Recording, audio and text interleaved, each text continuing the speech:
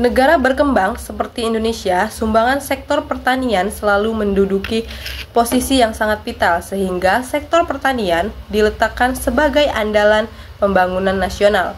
Salah satu sektor pertanian tersebut adalah perkebunan kelapa sawit. Di Indonesia sendiri terdapat lahan perkebunan kelapa sawit dengan luas mencapai 16.833.985 hektar pada tahun 2024.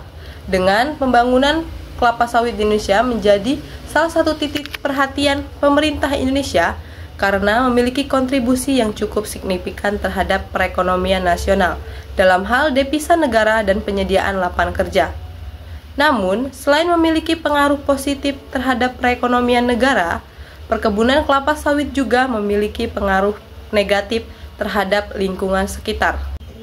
Kelapa sawit tidak hanya menyumbang pada sektor ekspor, tetapi juga memberikan kontribusi signifikan terhadap penyediaan lapangan kerja dan peningkatan pendapatan negara.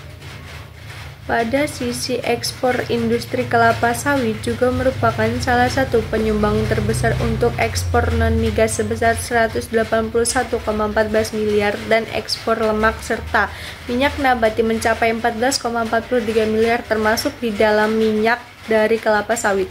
Berdasarkan data produksi minyak sawit mentah atau CPO dan minyak kernel sawit atau PKO tahun 2024 mencapai 52,76 juta ton, produksi CPO sebesar 48,16 juta ton dan PKO mencapai 4,60 juta ton.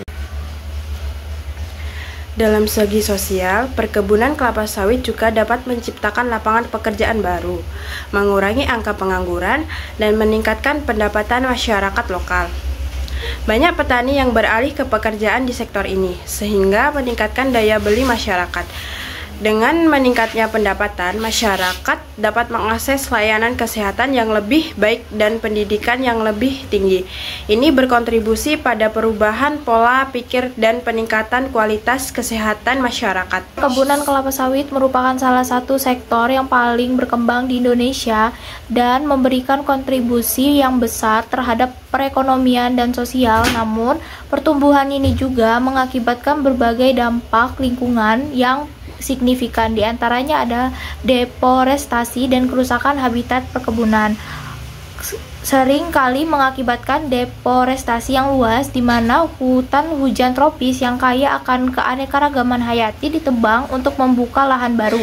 Perubahan fungsi lahan ini tidak hanya mengurangi jumlah habitat bagi spesies yang terancam punah, tetapi juga mengurangi kemampuan hutan menyerap karbon yang berkontribusi pada perubahan iklim global.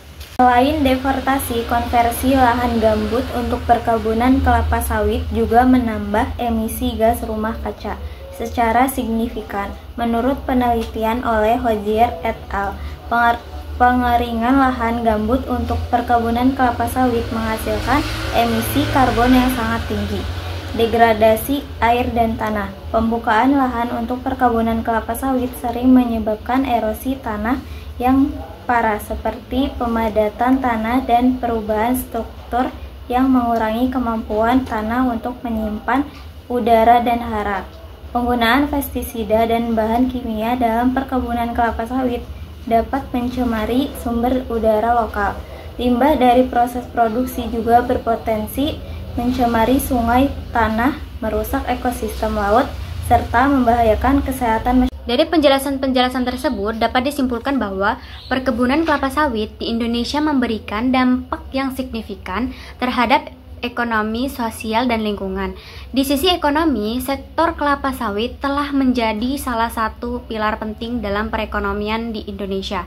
Di balik kontribusinya, sektor ini juga menimbulkan dampak negatif yang sangat serius dalam lingkungan, deforestasi dan kerusakan habitat, emisi gas rumah kaca, serta degradasi air dan tanah. Dari sisi sosial, meskipun kelapa sawit dapat menciptakan lapangan pekerjaan dan meningkatkan taraf hidup masyarakat lokal, konflik sosial dan ketimpangan ekonomi tetap menjadi tantangan.